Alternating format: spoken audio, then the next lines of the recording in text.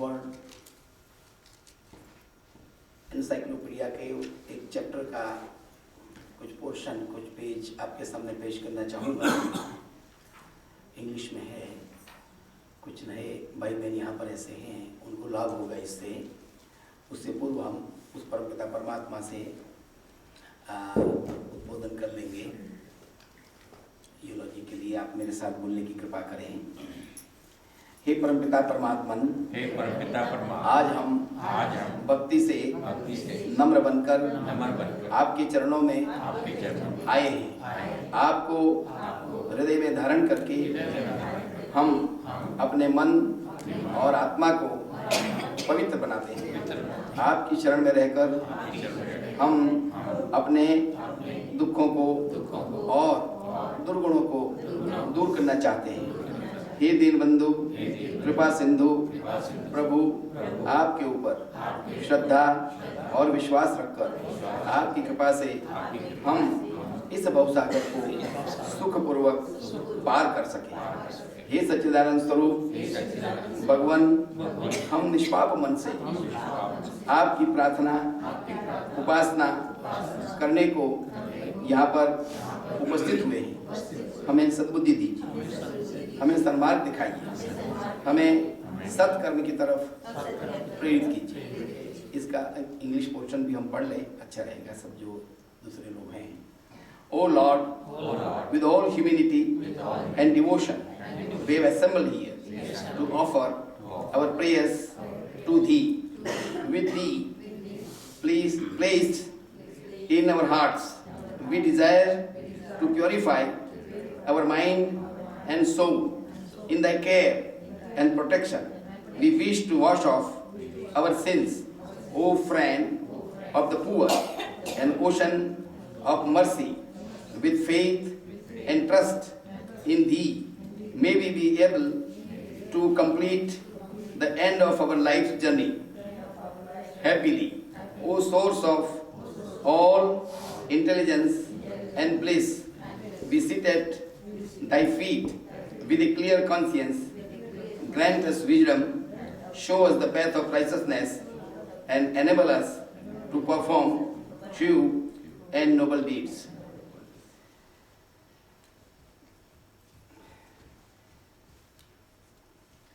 दो बातें आपको समझने की आवश्यकता है। मैं पढ़ूं उससे पहले नंबर 1 कि ब्रिटिश राज्य में जब अंग्रेजों ने भारत का शासन संभाला था तो उनका एक स्टेज पर जाने पर उनका एक उद्देश्य बना कि शासन सदा के लिए कैसे बना रहे, इसलिए उन्होंने एक सो कॉल एक नकली थियोरी क्रिएट की कि हिंदुस्तान में उस थियरी ने इतना बड़ा नुकसान किया है, उस सिद्धांत ने इतना नुकसान किया है कि आज देश की आज़ाद होने के 60 वर्ष के बाद भी अधिकतर लोग यही मानते हैं कि हिंदुस्तान के हम लोग जो प्राचीन हमारे पूर्वज थे, जो हिंदुओं के जिन्हें आर्य कहते हैं, वे हिंदुस्तान के नहीं थे, हिंदुस्तान से बाहर से आए थे। ये बिल्कुल गलत बात थी। तो ये जो वो चैप्टर है मैं उसके आपके सामने रखना चाहता हूँ। उसका शीर्षक है डिड यू नो, क्या आपको मालूम है?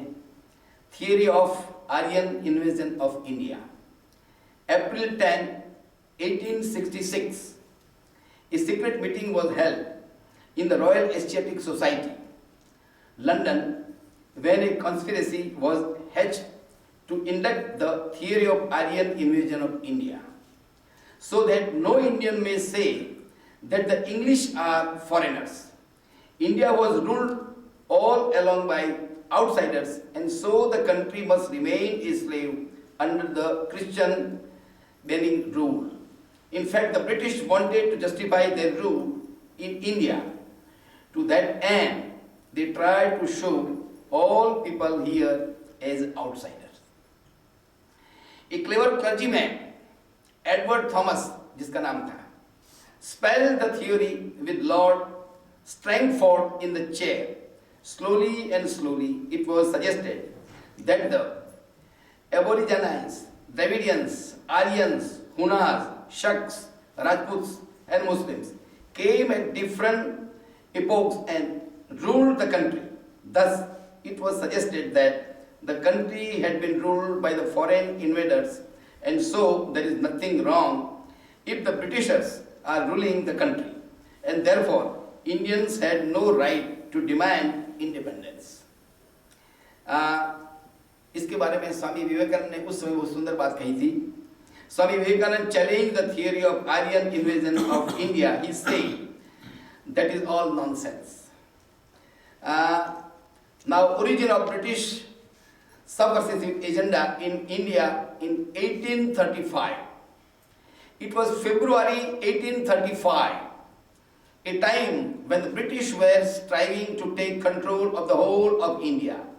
Lord Macaulay, a historian and a politician, made a historical speech in the British Parliament, commonly referred to as the Minutes, which struck a blow at the centuries-old system of Indian education. His words were to this effect. अब उसके शब्द हैं. I have travelled across the length and breadth of India, and I have not seen one person who is a beggar, who is a thief. Such wealth I have seen in this country, such high moral values, people of such caliber, that I do not think we would ever conquer this country unless we break the very backbone of this nation, which is her spiritual and cultural heritage. And therefore, I propose that we replace her old and ancient education system, her culture. For if the Indians think that all that is foreign and English is good and greater than their own, they will lose their self-esteem, their native self-culture, and they will become what we want them, a truly domina. ये Macaulay की कहानी मैं आपको बता दूं कि Macaulay को England की पार्लियामेंट ने इंडिया भेजा था, और ये जो उसके जो निशब्दों से आपको थोड़ा ख्याल आया होगा कि लॉर्ड मैकाले मैक्स मुलर को मैकाले ने ही रोका था ऑक्सफोर्ड यूनिवर्सिटी के अंदर. और जो बोडन ट्रस्ट था, एक बड़ा भारी बोडन जो क्रिश्चियनिटी का प्रमोटर था, वो मिलियनर था, उसने एक ट्रस्ट बनाया था. उस ट्रस्ट में ऑक्सफोर्ड यूनिवर्सिटी में एक सीट बनाई थी, और उस सीट का नाम था ओरिएंटल स्टडीज, प्राच्य विद्या भारत की ओरिएंटल, जिसमें no doubt Max Muller was a great scholar of Sanskrit. उसने वर्षों तक संस्कृत का अध्ययन किया, लेकिन जो मोटिव था, उसके पीछे उद्देश्य था, वो यही था कि संस्कृत को स्टडी करके, एंशिएंट वैदिक स्क्रिप्चर का स्टडी करके, उसमें से ऐसी ऐसी चीज़ें निकाल कर ट्रांसलेशन करना है इस ढंग से कि उसके प्रति विदेशों में ही नहीं, लेकिन खुद हिंदुओं में और भारतीयों में अश्रद्धा हो जाए कि ऐसा बकवास इसमें लिखा हुआ है.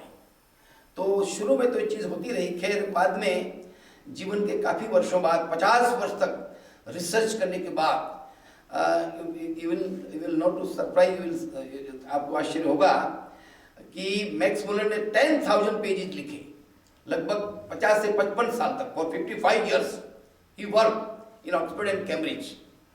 बट उसके बाद उसका जो मन परिवर्तन हो गया, और उसने अंत में जो लिखा, वो पहले जो कुछ लिखा था उसको काफ़ी कुछ खारिज उसने कर दिया है. उसकी एक बहुत लंबी स्टोरी है जो उसने बाद में लिखा है. उसको पीछे छपा है वो कि India what can it teach us, उसकी जो किताब है, अंतिम जो किताब है मरने से पहले. तो मैकाले जो था, उसने जो मैक्स मुलर को जो रोका था, वो बॉर्डन ट्रस्ट की ओर से स्कॉलरशिप दी जाती थी, उसको लाखों पाउंड दिए जाते थे. और बाद में जब मैकाले की इस बात पर फॉलो करते हुए मैकाले ने देखा कि इसको कैसे बदला जाए. मैकाले के और भी शब्द हैं. मैकाले की जो बायोग्राफी है, अपनी ऑटोबायोग्राफी, उसमें उसने उसके कुछ पत्र छपे हैं. उसमें उसने अपने पिता को एक पत्र लिखा था इसी बारे में, इंडियन एजुकेशन सिस्टम जो उसने नया वहाँ बनाया, कि this education would train up A class of persons who will be Indian in blood and color, but English in taste, in opinion and in intellect. उस समय जो उद्देश्य था कि हमें काले क्लार्क पैदा करने हैं. अफसर तो गोरा ही रहेगा, लेकिन ये इंडियन इंटेलिजेंट है, तो हमें जो ब्लैक जो है क्लरिकल वर्क करने वाले होने चाहिए, उनके असिस्टेंट। हमें बॉस नहीं चाहिए, ऑफिसर्स नहीं चाहिए, लेकिन उनकी इंटेलिजेंस का उपयोग करना। इसलिए आपको जानकर आश्चर्य होगा कि उन्होंने इंडिया भर की यूनिवर्सिटी के अंदर, आपको शुरू में तो आश्चर्य होता था कि अंग्रेज लोग संस्कृत के इतने प्रेमी हैं कि उन्होंने कलकत्ता के अंदर, उन्होंने बॉम्बे के अंदर, उन्होंने मद्रास के अंदर, उन्होंने बनारस के अंदर ओरिएंटल इंस्टीट्यूट और संस्कृत कॉलेजेस शुरू किए। तो बोले उनको संस्कृत से इतना प्यार है, लेकिन उन संस्कृत कॉलेजेस के जो प्रिंसिपल होते थे वो अंग्रेज ही होते थे। कितना ही कोई बड़ा भारी हिंदुस्तानी विद्वान हो, लेकिन वहां पढ़ने वाले ऐसे स्टूडेंट्स, क्योंकि उनको ये मालूम था हम हिंदुओं के कमजोरी को, कि हमें जो कास्ट सिस्टम था उसमें जो ब्राह्मणों का जो डोमिनेशन था, उसमें ब्राह्मणों का एक क्लास ऐसा था जो खुद पढ़ता नहीं था शास्त्र और दूसरों को पढ़ने नहीं देता था। वो ये कहता था कि ब्राह्मण के सिवाय कोई पढ़ नहीं सकते। तो एक कारण हमारा वीक पॉइंट ये भी था।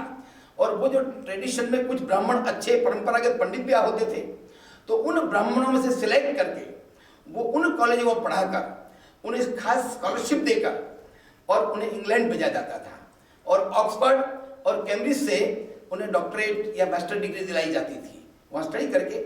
और उसके बाद उन्हें जो व्यूज, उन्हें जो विचार जो दिए जाते थे हमारी स्क्रिप्चर के बारे में, वही वो आकर वहाँ वही हिस्ट्री और वही चीज इंडिया में वो पेश करते थे, और वही परंपरा आज तक वहाँ चली आ रही है।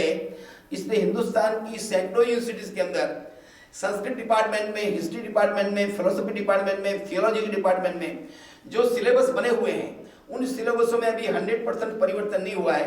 वही विचार पढ़ाए जाते हैं जो मैक्स मुलर या उनके चेलों ने किया। खुद मैक्स मुलर तो बदल गए, लेकिन पीछे चलने वाले जो थे हमारे जो काले अंग्रेज थे, उन्होंने उसको कंटिन्यू किया, क्योंकि उनको उस जमाने में फिर MBA की, सर की, नाइटहुड की डिग्रियां और बड़े बड़े वो दिए जाते थे, मान दिए जाते थे।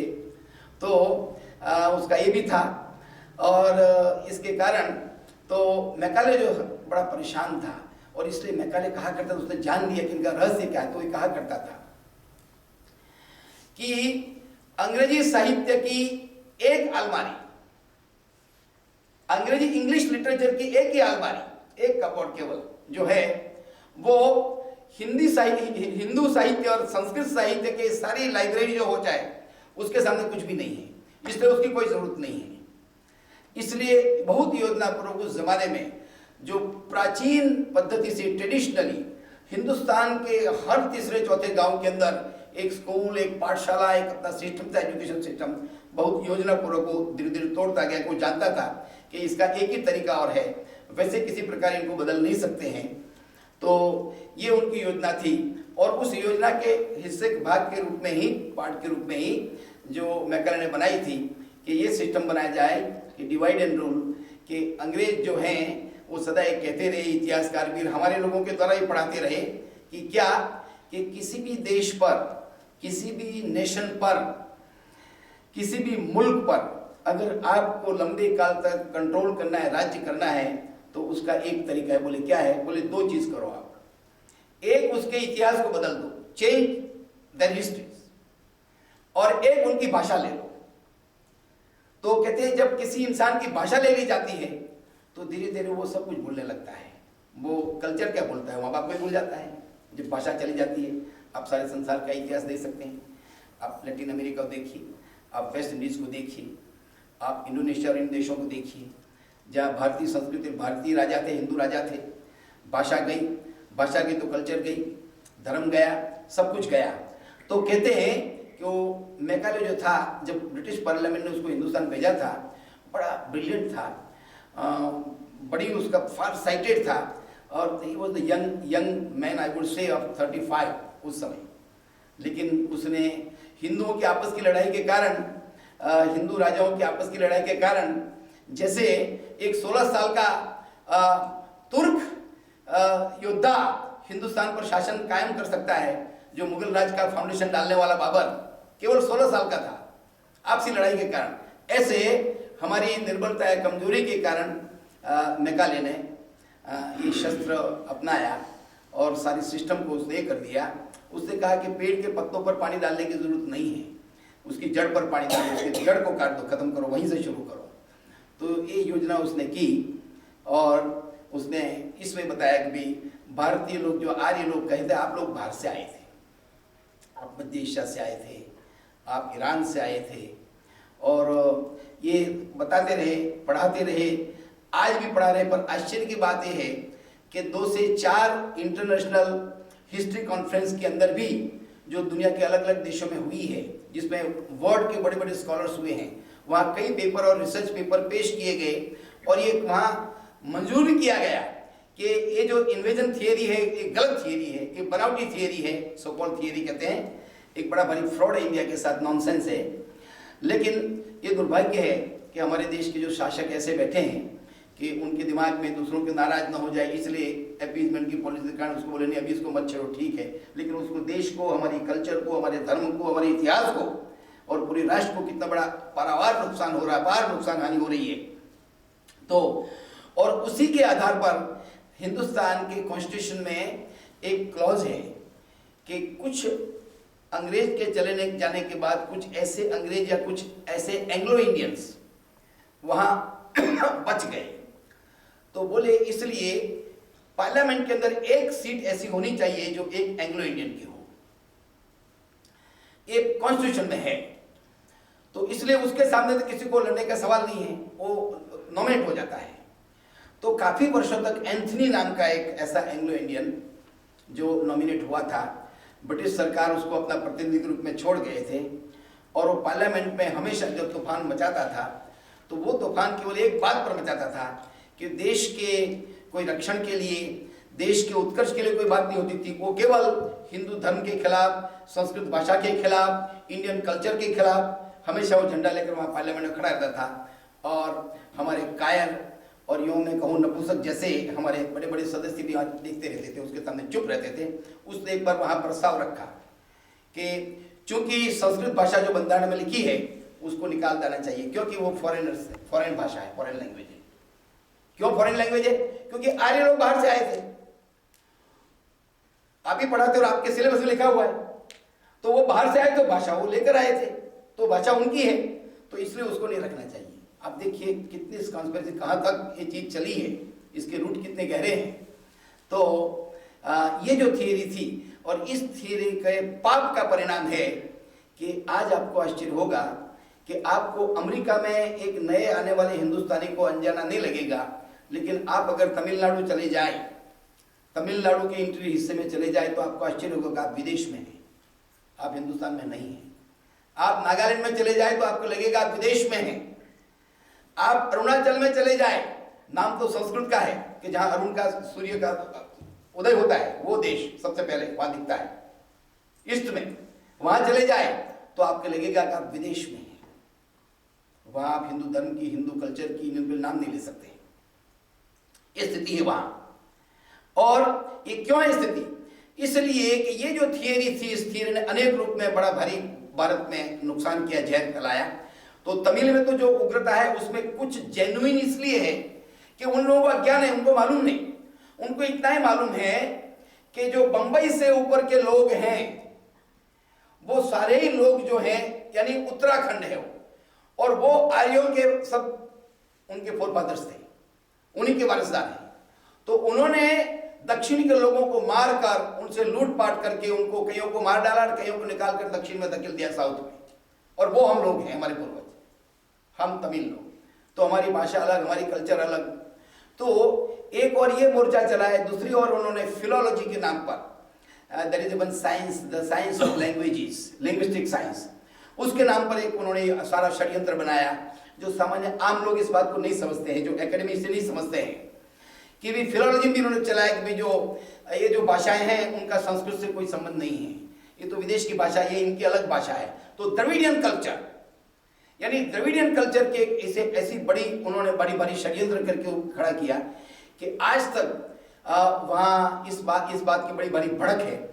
इसलिए तमिलनाडु में तो आप कहीं भी चले जाए, आपको एक शब्द हिंदी का नहीं मिलेगा, बल्कि इतनी कट्टरता है कि अंग्रेजी का भी कम सब तमिल में होगा। आप समझ नहीं सकते, पढ़ नहीं सकते। अगर बस में यात्रा करते हैं, ट्रेन में यात्रा करते हैं, उस एरिया में अगर आप तमिल नहीं जानते बड़ी दिक्कत होगी। आप इंग्लिश बोलते ज्यादा पसंद नहीं करते, हिंदी बोलते तो दुश्मन मानेंगे आपको। ये स्थिति पैदा हुई नहीं। इस स्थिति को ज्यादा पैदा करने में हमारे 50 वर्ष के शासकों ने बहुत ज्यादा काम किया। बाद में देश के आजाद होने के बाद उनको प्रसन्न करने के लिए अब तमिलों में और दक्षिण में भी ऐसे विद्वान हैं जो ये कह रहे हैं कि बड़ी खतरनाक थियरी है और ये इज रॉन्ग थियरी, ये गलत है, वो भी कह रहे हैं। लेकिन अभी उनकी प्रजा और उनके प्रदेश के लोग अभी उतना उसको मानने को तैयार नहीं है, क्योंकि वो इतना पॉइजन और इतना ब्रेन वॉश कर दिया गया है इतनी पीढ़ियों तक। तो मैंने ये पैराग्राफ को इसलिए पढ़ा है कि इस बात में बहुत ध्यान रखने की जरूरत है कि हम कभी बाहर से नहीं आए, हमारी मूल भूमि आर्यावर्त उसका नाम ही था भारत देश का। और ईरान के आज भी इवन प्रेजेंट आज के काल में मैं कह रहा हूं, ईरान की प्राइमरी स्कूलों के अंदर जो उनको पढ़ाया जाता है उनकी सिलेबस में स्पष्ट लिखा है कि हमारे एंसेस्टर, हमारे फोर फादर्स इंडिया से आए थे, ईरान से हम नहीं आए थे, हमारे वहां गए थे। और लिंग्विस्टिक साइंस की दृष्टि से ईरान शब्द भी आर्यन से ही बना हुआ, बिगड़ा हुआ है। इसलिए ईरान का जो अंतिम बादशाह था, जो राजा था, वो अपने आगे आर्य सम्राट लिखता था। पहलवी राजा जिसको मारकर खोमेनी को बिठाया था, तब तो अमेरिका ने बिठाया था, फिर अमेरिका के लिए सिरदर्द खोमेनी हो गया, अमेरिका की परंपरा है, वो पहले खिलाता है सबको, फिर वही उसके सामने होता है। तो अमेरिका ने जिस खोमेनी को बिठाया था वो पहलवी को मरवाया था, पहलवी को प्रोटेक्शन भी पहले दिया था। उस पहलवी का नाम था 1008 आर्य सम्राट, उसके नाम के आगे लिखा जाता था, यानी अंतिम आर्य सम्राट, समझो आप। तो ईरान के सिलेबस में पढ़ाया जाता है कि हमारे पूर्वज आर्य थे और वो भारत से यहां आए थे। और दुर्भाग्य ये है कि हम चुप हैं, यानी कोई हमें कह रहा है कि आप हमारे गुरु हैं, बोले नहीं नहीं हम गुरु नहीं, हम तो चेला बनना चाहते हैं आपके। तो ये हमारी स्थिति पैदा होगी, मानसिकता पैदा होगी, हमारे कॉम्प्लेक्स आ गया। तो ये मेरे चैप्टर आपको, मैंने इस किताब के अंदर कुछ ऐसे प्रकरण लिखे हैं, जो नो रिलीजन, जो अभी किताब मैंने एक तैयार की है, पिछले 2-4 महीने पहले ही ये रिलीज हुई है। तो आपकी जानकारी के लिए कि हम, हमारे बच्चे और हर भारतीय इसको एक बार पढ़ें।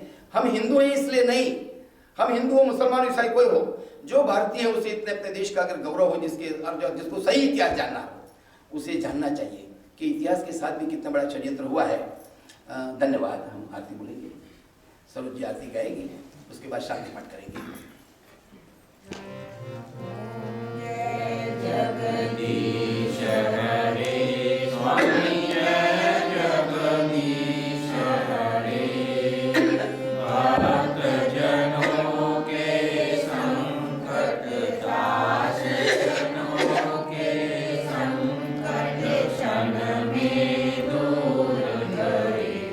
ओम जय जगदीश हरे, जो ध्यावे फल पावे, दुख बिन से मन का, स्वामी दुख बिन से मन का, सुख संपत्ति कर आवे, सुख संपत्ति कर आवे, कष्ट मिटे तन का। ओम जय जगदीश हरे, मात पिता तुम मेरे, शरण करूं मैं किसकी, स्वामी शरण करूं मैं किसकी, तुम बिन और न दूजा, कभी बिन और न दूजा, आस करूं मैं जिसकी। ओम जय जगदीश हरे, तुम पूर्ण परमात्मा, तुम अंतर्यामी, स्वामी तुम अंतर्यामी, पार ब्रह्म परमेश्वर, पार ब्रह्म परमेश्वर, तुम सबके स्वामी।